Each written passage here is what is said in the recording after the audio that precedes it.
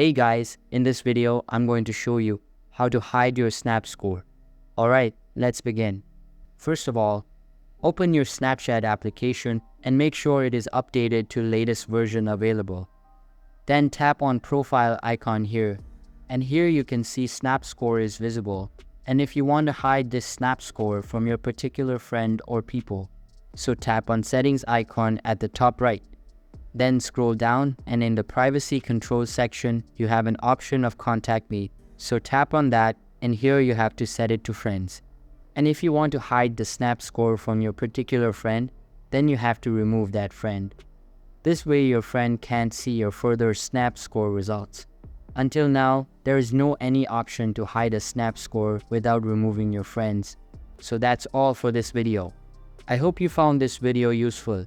If you did, make sure to like this video and subscribe the channel. See you guys in the next video. Thanks.